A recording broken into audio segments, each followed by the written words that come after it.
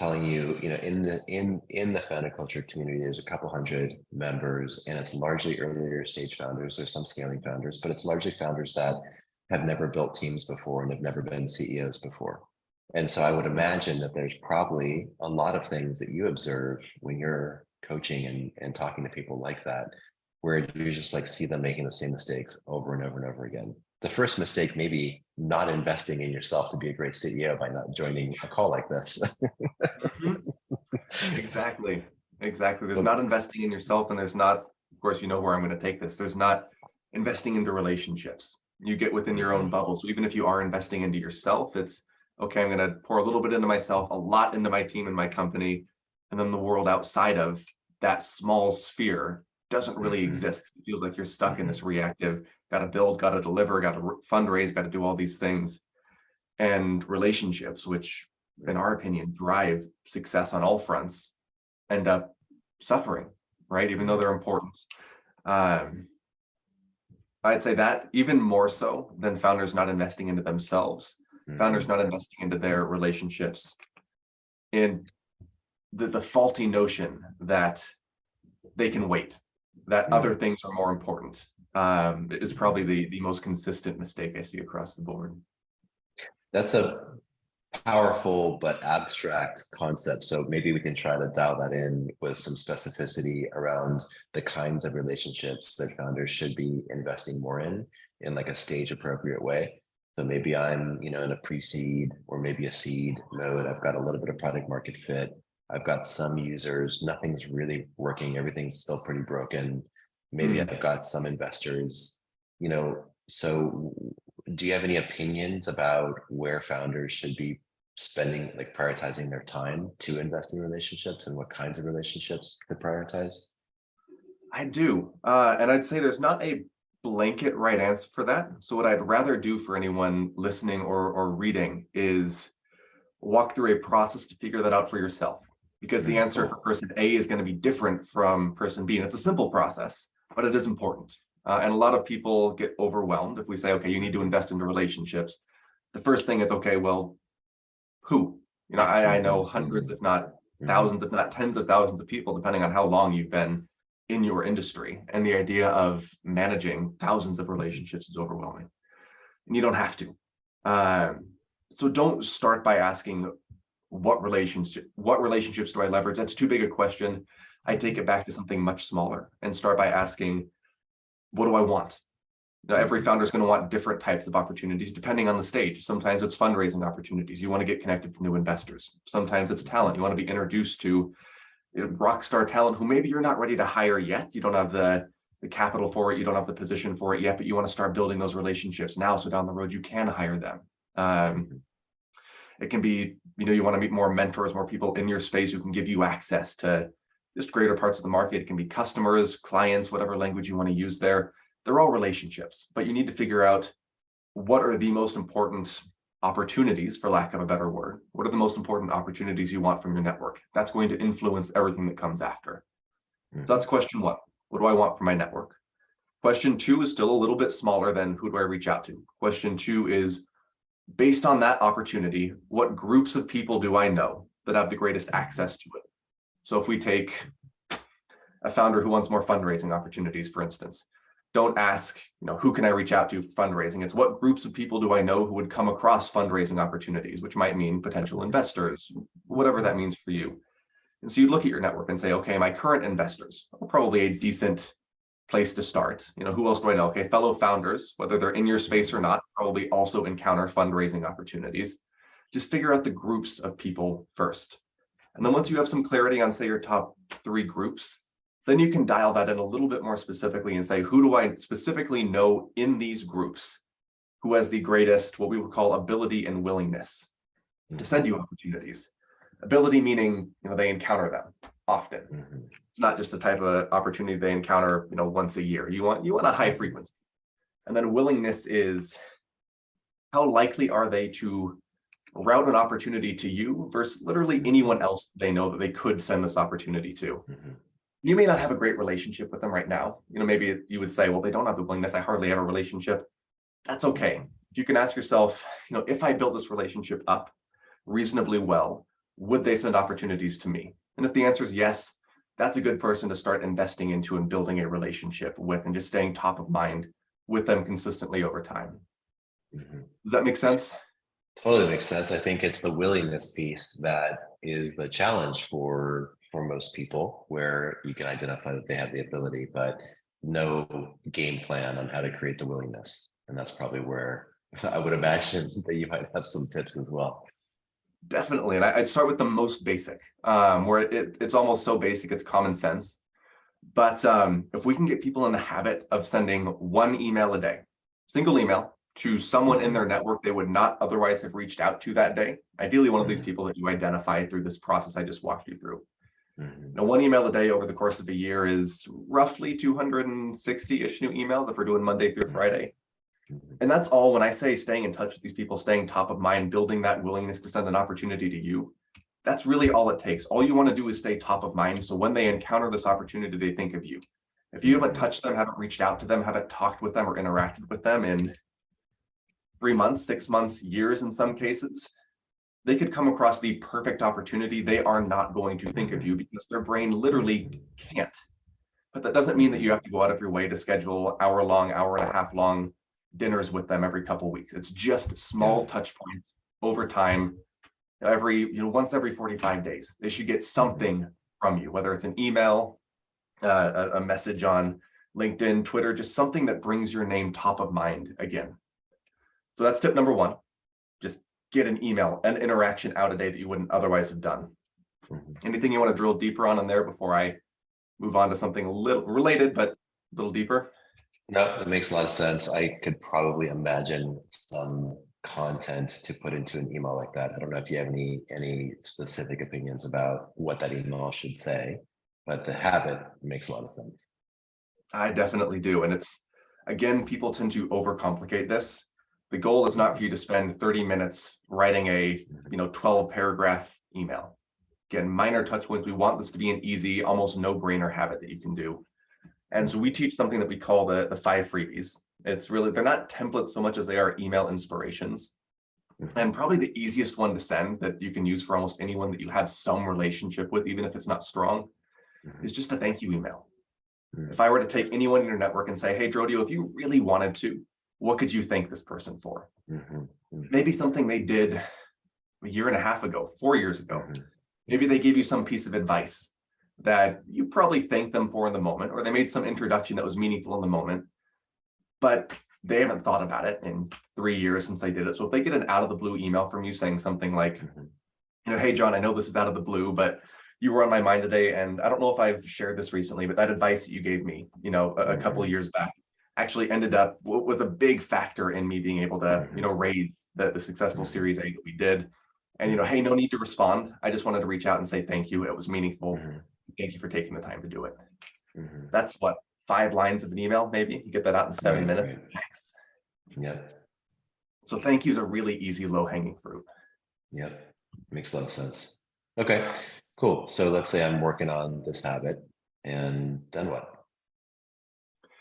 What you're going to want to do is ideally have some sort of a system that makes this as easy as possible for you. Now, wherever you're at in your founder journey, generally speaking, things aren't going to get less crazy. The more you scale, the more responsibilities you're going to have, the more things you're going to have to be doing. And if it feels difficult to manage relationships right now, if you don't have a system, it's going to get more difficult over time. So using some sort of a tool that automates as much of this process as possible. Probably the easiest thing to automate, I recommended making sure that at least the most important relationships in your life and your network are hearing from you once every 45 days. That's difficult to manage on your own. That means, okay, I should probably reach out to this person. Let me search my inbox. When was the last time I reached out to them? Oh, it's only been 20 days. I don't need to do this. And then you just repeat this process. You can spend 30 minutes a day just figuring out who to reach out to. So have some sort of a CRM. I don't like the term CRM because it just comes across as very sales focused typically, but some sort of a relationship management tool that you can link to, say, your email and your calendar that's automatically going to track, okay, when was the last time you touched this person? Even better if it's a tool that has reminders built in where you can say, hey, this person or this group of people, I want to be in touch with every 45 days. Have it linked to your email and calendar, and it'll let you know when that threshold is passed. And that's what's going to make this really Yeah. easy. That's so I'm thinking about, for example, Pipedrive, which is what I often recommend to founders. You know, it's like, yeah, you're going to move to Salesforce at some point, but that's really heavy. Just use something simple for now, like HubSpot or Pipedrive. And in Pipedrive, you could literally run a report of people, and you can label, like, you know, create a label for like a high value relationship, and you can literally run a report, and you could see, like, and you could sort it by last touch point. And you would just have Mhm. like one person at the top of that every day. They'd be like, oh, that's the person that I should talk to today. That is what I'm imagining when I hear you say that. That's largely it. There's a number of tools out there that get the job done. I'm not I know of Pipedrive. I've never used it myself. I've seen a lot of Nimble is a popular one. Clay.earth, I think is their URL, is kind of an up and coming one that we're personally excited about. The key thing that we're looking for here is just ease. If the tool is difficult to use, and when I say difficult, it can be as, I want to remove as many inconveniences as possible. And an inconvenience might be needing to run a report. You know, in a perfect world, it'd be nice to be able to just log into the tool and you have a list. Here's who's, you know, outdated. Here's who you need to reach out to based on the parameters you set, which is what some of these tools can do. Now, Yeah. the best tool is always going to be the tool that you use. So if Pipedrive is working for you, fantastic. I'm just looking at Click.earth. Looks very interesting. There was one other one that you also mentioned. What was the other one? The other one is called Nimble. What I like about NIMBLE? NIMBLE. Yep. Yeah. Nimble. Nimble is very much a sales CRM. You can make it work for what we do for just relationship management work, but it's all within the scope of a sales tool. Clay, what I really like about it is that it's just a relationship management tool. In fact, if you were a salesperson trying to use it as a sales engine, you probably want to pull your hair out. It is not built for that. That said, it's a relatively new tool. There are some features in Clay that I would like to see that aren't implemented yet. We know they're on their roadmap, but some automation tools that just aren't integrated yet. So people who use Clay just need to be aware that it's growing and it's exciting, but it's not quite where I would like it to be yet. Cool. Okay, great. Yeah, this is awesome. And then, so that's Clay, and this is, let's see, that's not Nimble. I just had Nimble up. Nimble CRM. So this would be nimble.com. Okay, cool. So this is Nimble here. Here we go. Yep. Any like, if someone's going to pick one or the other, should they go with Clay or should they go with Nimble? That's really hard.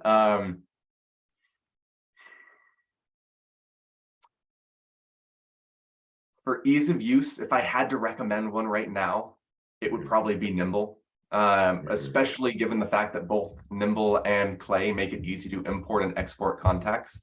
My hope is that Clay, sometime in the next 6 months, is going to become the no-brainer. Don't even look at any other tool, use this.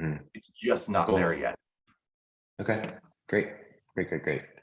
Okay, all right. So I'm starting to use a tool, and I'm making a commitment to make a habit to reach out to high value contacts every 45 days, and somebody in my network once, you know, one email a day for the year, basically. Like every year I reach out to 260 people.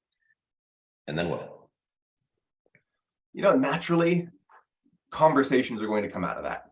Now, one expectation I would like to set is, depending on the quality or the strength of the relationships you're reaching out to here, you may not get a lot of responses right away.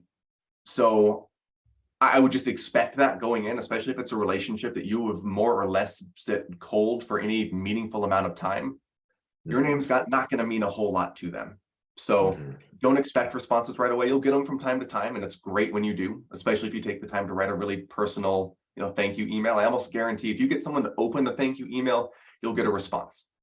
But don't expect a lot of people upfront to open it. But over time, as your name shows up more and people begin to associate value to your name, and value is literally just, hey, that email made me feel good, or that email was a valuable piece of content. That's another great touch point, is just if you read something, if you watch something, if you listen to something and you think, oh, that was interesting, oh, that was valuable, there is someone in your network, probably multiple someones in your network, who would also appreciate it. So getting into the habit of, if you're already consuming content and you're not sharing it afterward, to a large degree, you're kind of wasting the content. You're missing an opportunity Yeah. to provide value to people. So get in the Yeah. habit of read something valuable, consume something valuable, share it with 2 to 3 to 5 people. Again, 5-liner email. Hey, just came across this. I really enjoyed it. Here's why I enjoyed it. Here's why I think you'll enjoy it. No need to respond. Just wanted to ship this your way, let you know I was thinking about you. Cheers, Connor. Really simple touch points. And these will naturally, over time, lead to conversations where people do start responding. And you'll probably take some meetings here and there. The goal isn't to meet with all of these people. That just adds noise to your calendar. But whether it's conversations via email, phone calls, Zoom meetings, in-person meetings, what you want to do is just keep investing in these people. And one way to start educating them on what you want, because that's really what we're here for. You want opportunities. You can't assume people are going to know what you want just because you start staying top of mind with them. So again, very common sense tip here. But if you can get in the habit of, once you have a face-to-face meeting with someone, just ask them, hey, what are you working on these days? Hey, what can I do to help you? The reciprocal nature of humans means 80-90% of the time, they're going to ask you the exact same question. And as long as you are clear on what it is you want, and I do mean clear, it's not just, hey, I want intros to investors. That's really broad and really hard to work with. Get clear on, hey, what types of investors? When should this person think of you specifically? What type of talent do you want intros to? What types of investors do you want intros to? The more specific you are, the more likely it is that when this person encounters one of those types of opportunities, they're going to think immediately of you because you gave them such clear parameters. I want investors who work in this field and focus on this stage of startup. When they meet someone like that, because you were so specific, it's almost a no-brainer that of course they're going to think of you. You gave them a clear, direct path, if you will, between you and the opportunity. Once you've built a little bit of mind share with these people, start educating them on what it is you want. This should not be the first email, mind you. If it's been 6 months since you reached out to someone, don't send them an email saying, hey, here's what I'm looking for. This is more, in the beginning, you're just building mind share, building relationships, investing value into them. And then when you are ready, you say, hey, what are you working on? What can I help you with these days? What are you most excited about? You're going to get a reciprocal question. Make sure you have a good, specific answer on exactly how it is that they can help you. Makes sense. I know you also had this concept of an engagement manager, and I don't know where that fits into this process to kind of scale this activity. I don't know, is that something that you would want to share more about, or is that something to the later stage, or how do you think about that? Yeah, so just to quickly define that, when we talk about an engagement manager, it's a big part of the work we do at MindMaven. And an engagement manager is, at its most basic, it's an executive assistant for a founder, for a CEO, or for anyone who has a lot of demand on their time. A lot of people fall into the trap of viewing working with an assistant of any kind as a luxury, or something that you'll maybe consider doing when you've got a 500-person team. And we vastly disagree. In fact, we'd say in most cases, if you've hit 30 people on your team and you haven't hired an assistant of some kind, you're really starting to shoot yourself in the foot, because there are so many things that as a founder need to get done, but don't necessarily need to be done by you. And the more time you spend on things that need to be done but don't need to be done by you, the less time you're spending on the things that can only be done by you, or the things that you provide unique value to as a founder or leader. And the greatest way that we've found to get the largest number of those things off your plate and into someone else's hands is by working with an assistant. And we use the term engagement manager just because the term EA, or executive assistant, or virtual assistant, people hear that and they think they know what that looks like. You've got an assistant who provides a lot of value. I don't want to downgrade or talk down to this role. I've been in that role. It is a hard role, being a traditional assistant. But an EM is kind of like a cross between a traditional assistant, a high power but traditional assistant, and a chief of staff, where they are there to take things off your plate, like calendar management, travel booking, some basic administrative work, maybe some invoicing, depending on the person they're supporting. And that frees up time, and that's great. But they have a much larger role than that. And we would typically like to say that there's 3 things that a great EM is going to do for you. First off, they're going to free up as much time as possible wherever possible, from the basic things I walked you through to some of the more counterintuitive ones that I'll talk you through in a relevant example here in a moment. So free up as much time as possible, which hopefully translates to, if we can get 8, 9, 10 hours back a week for a founder, that it's very much in the realm of possibility. So free up time, it's responsibility number one. Number two is make sure that that time is being used well. There's no real gain to, I don't know, say free up an hour a day from your inbox, if then you just dump that extra hour into managing your calendar. It's just kind of one reactive black hole to another. So we want to make sure that the time that's freed up is used well. There's a lot of accountability and kind of gatekeeping that a great EM can do to make sure that your time is being used well. And then the final, and in my opinion, most important piece, and what really sets an EM apart from a traditional EA, is they're there to help you deliver great experiences to people. So they can really run a lot of this relationship management engine. I don't really want to say for you, because that starts to make the relationship sound disingenuous, but they can take the things off your plate that don't specifically have to be done by you. And maybe the most basic example of that, I imagine by now, Rodeo, you're very familiar with our dictation system. In fact, I think you chatted with Pablo and Patrick about that the other day. Yeah. But, most people, if I were to put them on the spot and say, hey, if you spend, I don't know, 30 minutes meeting with someone, would you agree it's a good idea from a relationship perspective to send a follow-up email of some kind? I don't think in the years I've asked that question, I've had someone disagree with me. Or if they do disagree, it's under the guise of, well, sure, in theory, but I don't have the time. And that's always what it comes down to. I would love to do that. I don't have the time. Or if I do it, it's the one-liner. Hey, Rodeo, great to chat with you today. Thanks for your time. Looking forward to talking more soon. Thanks, Connor. That's noise in your inbox. In fact, you'd probably be annoyed if you got that, because it was one email you had to read that did nothing for you. So we don't just want to add noise to someone's inbox. The way an EM can help write a more meaningful follow-up email, which is probably if you're doing it yourself, 10 to 15-minute investment per email, 8 meetings a day, that's over an hour writing follow-up emails. It's no wonder no one does it. So with an EM, the way that process works is you walk out of a meeting, shut a meeting down. You're going to get in the habit of pulling out your phone, and you'll put a dictation app on of some kind. There's multiple ones out there. I can make some recommendations, but all you're going to do is press a little record button, talk through a rough outline of a follow-up email. You can see my phone recording here. And you'll just, I say bumble your way through a dictation intentionally, because the goal is not for you to dictate a ready to send email.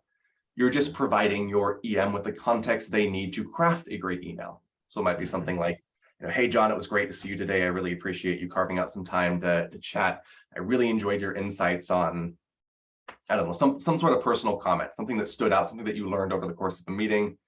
You might capture the action items. I promise to introduce you to so-and-so. You promise to send me the XYZ contract. You'll spend 45, 60 seconds dictating an email. And once you're done, that's going to get shipped over to your EM in some sort of a task management tool, or however you set it up. It'll get shipped to your EM, who's going to listen to it, turn it into an email on your behalf. They'll do the writing of the email. And once they are done, they're going to place it in your drafts folder in your email. So they're not sending this email, but they're going to place it in your drafts folder, give it a nice little ready label so you know it's good to go. And then if you do have that day of 8 back-to-back meetings, by the time you get to the end of the day, or you get to a natural break throughout that, you've got all these pre-written emails that are probably a much higher quality than what you'd write yourself if you had the time, and cost you, and you can probably get all those emails out the door in a max of 10 minutes total across all emails from dictation to maybe some minor edits. And that's how long it would take you to write one of those yourself. So that's it touches on both the time saving side, where you don't have to do these emails, and also the relationship side, where you're also delivering a great experience to these people that you wouldn't otherwise have done. Yeah, this is super powerful. It's something I want to try to scale across our company for the executives of the company. And I just want to repeat back to you what I'm hearing you describe. So effectively, the kind of cornerstone of this is the value of investing in relationships and follow-ups. And if you're going to spend the time, so that's just broadly a lot of strategies to do that proactively. But then if you're going to spend the time to meet with someone, if you're going to spend the 30 minutes to an hour to meet with them, there's one more thing that you can do that's going to make the time that you spent way more valuable, which is that you can ensure that for every meeting where you do spend time, you send a follow-up email. And I guess I'm assuming that you're talking about, like, are you thinking about external meetings here, or do you mean for internal meetings as well? So you're meeting with somebody on your team, Mhm. like how do you use this? Do you use this for both? I would typically use it for, I largely use it for external meetings. There are, Mhm. I'd say, unique use cases where I feel it makes sense to send a follow-up email, where, just a random example, if something especially personal comes up in an internal meeting, someone mentions Mm, that their daughter's sick, or there's just something, even something great going on in their life. I do want to mhm. accompany that with a follow-up email just to kind of Totally. retouch on that, let them know, hey, this stood out to me and this means something to me.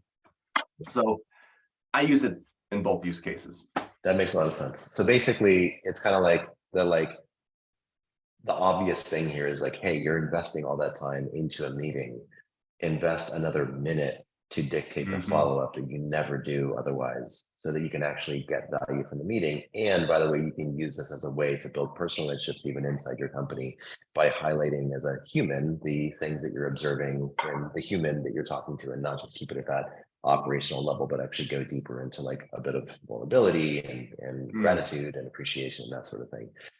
And then the way that you do this is to install an app on the phone. Like I know that Pablo was talking about, for example, like just press record. Is that the one that you use, or do you use something like, or no, it I'm wasn't Pablo. It was a actually, it was a YC founder that was talking about, well, so what app do you use? if you're an iPhone user, the app that we typically Mhm. recommend is Audio Memos Pro. It is they have a couple out. The one that you'd be looking for that's going to be most fully functional out the box is a one-time purchase. I think, God, it was a 99-cent app when we started recommending it. I think they're now a like $35 Oh app. yeah, $45. They're at Wow, 45 now. that's God, $45 every now. time Even I without look at looking it. at it. I But I know. Well, swear, it's because you keep recommending people to it. I So they're like, know. obviously we should raise the price. Okay, what is it about this app that you like? Ease of use is probably the biggest one. Mm, There's a lot of what tools out there that have just encountered issues or consistent issues where you start recording and then an error mm, message pops up. I Um, see. just so you're aware, what this will do out of the box is if you record a dictation, you can set it up to automatically send that dictation as an email, either to yourself, which is there are use Mhm, cases for that if you're not working with an assistant right now, or to your EM's email address. mm, Now, ideally, mhm, the way that we like it working is you send a dictation, and rather than going to their email, which should not be a task management tool and is where most things go to die. Perfect mhm, world, what happens is you send a dictation and it goes into some sort of a task management tool, like Asana, mhm. Trello, Monday. And that's where you have to use something like Zapier to build some integrations in. Right. Um, if anyone who's listening is kind of a Zapier user, just some basic information so they can build it themselves. General idea is you want Mhm. it to go from the app to Dropbox, which is very easy to do just in the settings. And Yep. then what Zapier is going to do is make sure that it moves this file out of Dropbox or creates a task Mhm, out of that file in Dropbox mhm. in whatever task management tool your assistant is using, which again, we recommend Asana, but any Mhm. work. Yeah, I'm literally building this workflow out right now, and I'm using for for the input. I think I want to have multiple inputs. So one is a Slack audio message. So just like opening up Slack Mhm. if I'm in Slack and dropping an audio message. I think I'll try just press record first, since it might be even be free, but it looks like it's a pretty simple, like literally just press Yeah. record. And I know that it can drop files in Dropbox, which Mhm. to your point, then Dropbox can turn the audio file into a URL, and then I'm having it go into a Notion task board where that URL is one of the Interesting. properties in the Notion task. So I'm going to try that, and I'm chatting with Pablo about it. So you've got an Yeah, awesome guy named Pablo on your team who is the I guess he's like the tech integration master. totally. Yep. Yeah, so I'll also try that, and I can even publish the Zap. So I can publish the Yes. Zap as a template that people could try this with. So I'll do that. All right. So I'm getting in the habit of like just pressing record and Mhm. recording in like a minute after the meeting. It goes into a task board, let's say in Notion for me. I have an EM who picks it up there. EM writes a draft email. The draft email shows up in my inbox as a draft with a label that's like ready for you to send. I'm basically looking at all emails that are labeled that way at the end of my day. I'm hitting send on all those. That's the workflow. Yeah, and that's obviously just one use case of that dictation system, and even just one email use case for follow-ups. There's Yeah, so many that's ways you can cool. use it. From if a new email lands in your inbox that you need to reply to, and it's going to take you some time to really sit down and write it, why not Mhm, dictate it? I send, I don't mhm, know how many emails a day, right? A lot right now, just with an initiative we're working on. I write maybe 5% of them. I'd say most mhm, days I do mhm, not write an email. I send a lot of emails. I dictate a lot of emails. I write very few emails. mhm. How do And that's, you, oh, go ahead, go ahead. I was going to say that just, it also translates directly over to the relationship management work we were talking about as well. Where if you Mhm, need to, if we take the piece of content example I gave you, you read something you want to share with other people. I do that all the time. It's a dictation. Hey, I just read this mhm, great piece on TechCrunch. Can you go grab the link? Here's the title for it, and let's draft an email sharing it to this person, and this person. For this person, let's say here's why I'm sharing it for this person. Yeah, it's again at that point maybe it's a 90-second dictation, but it produces 3 mhm, emails that are more or less ready to send out the box. mhm. What's the actual workflow that you use? Let's say you get an email in your inbox, and instead of replying, you want to dictate a response. How do you get that to your EM with your dictated response? What's the way that you do it? You know, these days I don't use dictation as heavily as I used to. We do a lot of shadowing. Just Mm, quick answer for that, then I'm going to give a workflow for anyone listening. I've been working with my EA long enough that 80%, probably 90% of the emails that land in my inbox, she knows what I'm going to say. She knows what decision I make. She interesting. knows my writing style. Mhm. So I don't need a dictation most of the time. In fact, I have my Right. email pulled up in a tab here. I have currently 14 drafts in there. I Mhm. dictated none of them. They were just emails that either she Cool. saw come in and she knew how I'd Mhm, respond. She proactively wrote a response for me to review and press send, mhm, or mhm. they're some of these are proactive touch points where it was time for me to reach out to this person and she Yeah, took that's a stab cool. at what I might send to them. All right. So she's basically, you work with her long enough. She's basically able to represent with some level of fidelity the kinds of responses that you would have, and that takes even more workload off your plate. Then you can really focus your time on like editing and sending effectively. Exactly. And when emails come Yep. up that she just doesn't know what to do with, which is increasingly rare Mhm. these days, but Mhm. she gives that a separate label. We call it please handle. If Mhm. an email has a please handle label, I know it Mhm. needs something from me and she's not Mhm. able to do it. And that's when I Yep, might makes use the sense. dictation tool. I'd go in and say, hey, Right, for the right. email from Cassie with the Mm, subject line XYZ, here's got what I'd it. like to say. And usually what I'll Yep. also do is I'll walk her through why I'm responding Mhm. that way. So she's again Mhm. learning more and more about how I think, how I handle different situations. So the next time an email like that comes in, it's probably not going to be a please handle. It'll be something that she can proactively draft a response to. Yep, yep. That's awesome. Okay. Okay, great. That makes a lot of sense. And I guess we've got, let's say 10 minutes left. What other advice do you have for founders where they may not be doing any of this right now? Are there other things that you just wish that founders would realize that they need to be doing in order to be successful as they scale? I do, and I think it's a piece of the puzzle that makes all of everything else we've talked about possible. A lot of people probably already know, hey, I should be doing a better job with relationships. And they don't because of time. And maybe Mhm, you aren't in a place where you can hire an EA yet, and that's fine. It should probably be sooner than you think, but there is such a thing as too soon. So mhm, if that's the case, probably the simplest tip I can give founders is to, regardless of what stage you are at right now, get in the habit of what we call white space time. General idea of mhm, white space time, it's calendar blocking. We didn't invent the concept of calendar blocking, but most people have tried it and failed at it for any number of very understandable reasons. mhm, And so our approach, it aims to solve some of those common issues that causes calendar blocking to fail. So at its most basic, white space time means making sure that you have a consistent 4-hour block on your calendar every single week, ideally the same day and time. So just to mhm, really make that clear, this is not 4 1-hour blocks. This is not 2 2-hour mhm, blocks. This is mhm, at least one, put it this way, at least one dedicated 4-hour block of time every single week that's dedicated just to work that would fall into the camp of important, but not urgent. So mhm, things that if you do not make the time for, you're not naturally going mhm, to find the time for. mhm, mhm. Relationships and anything involving relationships is usually a great example of that. Catching up on email is not a great example of that. This is for actual proactive work. And the reason that calendar blocking has failed for most people who have tried it is you put this block on your calendar and you feel good about placing this block on your calendar. It's nice to see a 2-hour block or whatever you put on there, but there's no inherent value in a block. And so it gets scheduled over.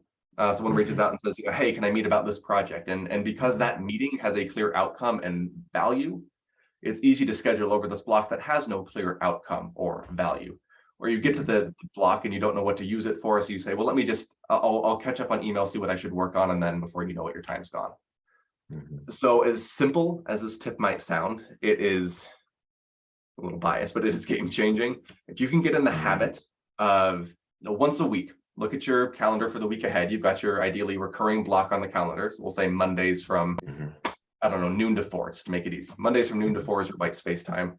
Friday of the week before, when you're doing your weekly calendar review, decide in advance what you were using that time for. So know the project, and then update the calendar event with just a 2 to 3 word descriptor.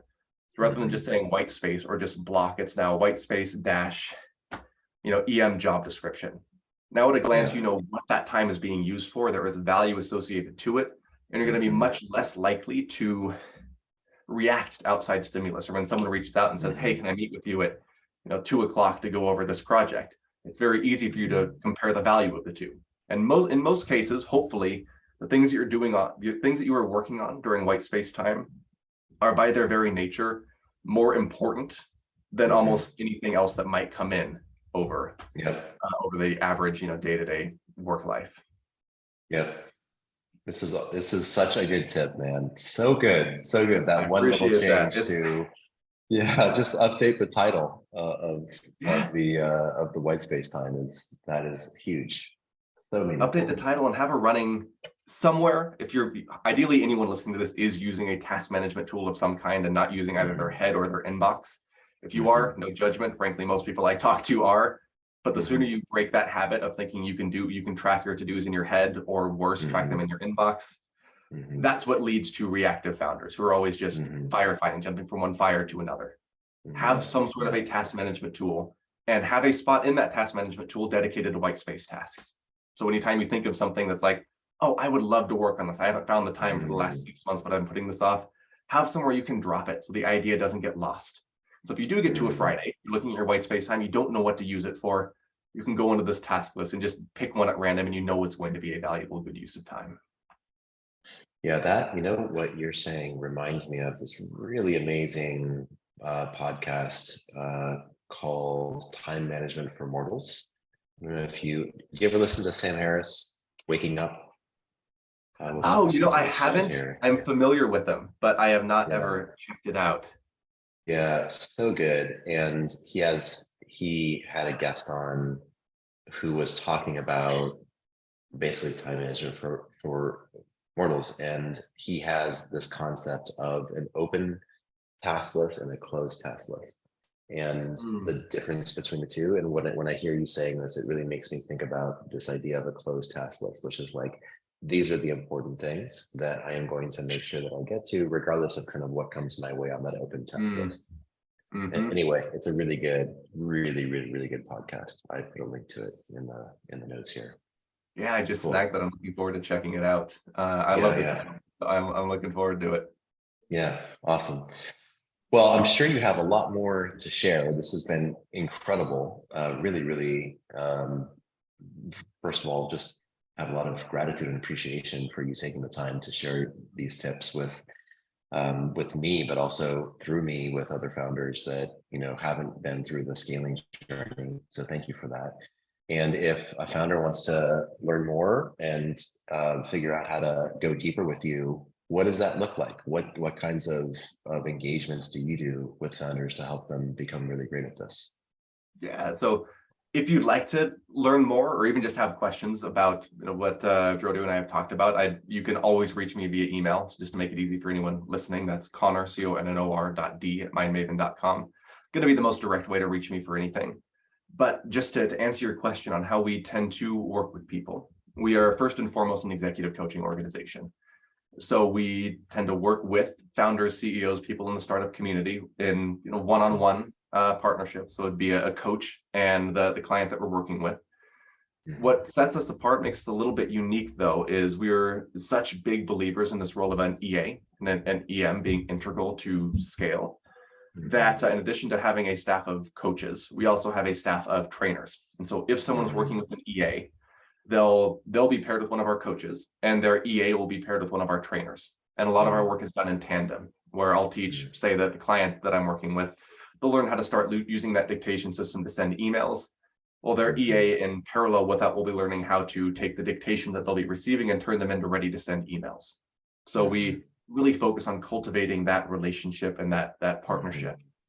And then if you're not working with an EA, we do have a recruiting arm as well, where I like to think pretty damn good at knowing what it takes to be a great EM, because what makes a great EM and a great EA are not always the same thing. There are some things in common, but there are some drastic differences. So if you either want to just learn more about hiring someone yourself, there's a bunch of resources we can share. If you just want us to find someone for you, that's a big part of what we do too. Help founders find great support.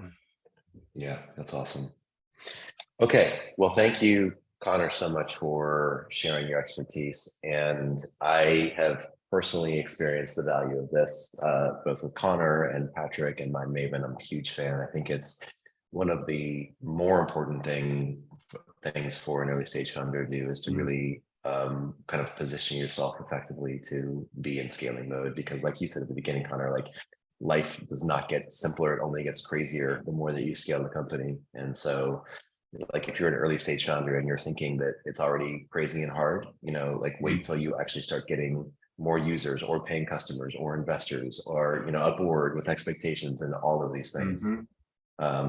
So yes, thank you very much for the time. Oh, it's my pleasure. I appreciate it. Always enjoyed chatting with you. And like you said, the time to start building the habits that are going to make you be able to scale effectively is not when you need to start scaling effectively. So yeah, totally. Start now, get the habits in place while it's easy. It's finding a 4-hour block of white space time is never going to be easier than it is right now. So get into the habit now, regardless of how busy your calendar is, because it will get busier. Yeah, that's awesome. Okay, a quick question about this recording.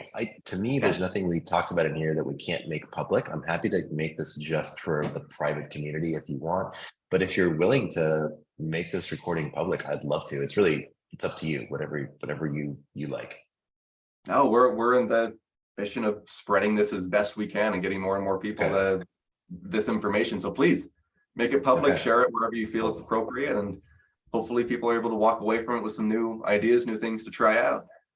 Awesome. Okay, this sounds really good. Great. And great to get to know you better as well, Connor. I know we've chatted a bit, but I feel like this is the first time we've really gotten to go deeper with you. So it's nice. Yeah, it's nice to build this relationship too. Yeah, totally. Okay. All right. All right, my friends. Have a great rest of your day. You too. Ciao.